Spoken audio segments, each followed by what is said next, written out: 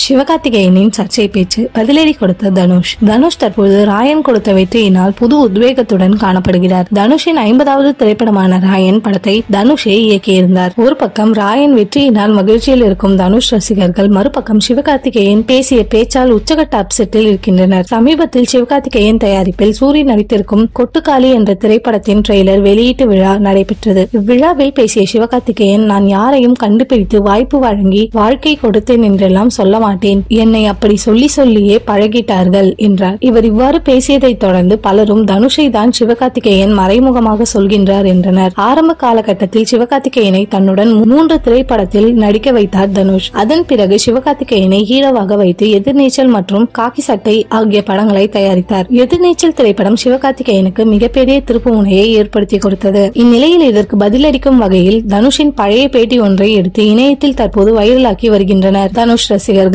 அந்த பேட்டியில் தனுஷை, நான் யார் நன்றியையும் எதிர்பார்த்து அவர்களுக்கு வாய்ப்பு கொடுக்கல, எனக்கு அவர்களின் நன்றியும் தேவையில்லை என கூறியிருந்தார். இந்த வீடியோவை தனுஷ் ரசிகர்கள் ஷேர் செய்து சிவகார்த்திகேயனுக்கு பதிலடி கொடுத்ததாக கூறி வருகின்றனர். ஆனால் சிவகார்த்திகேயன் யாரை குறிப்பிட்டு இவ்வாறு பேசினார் என தெளிவாக தெரியவில்லை என்பது குறிப்பிடத்தக்கது.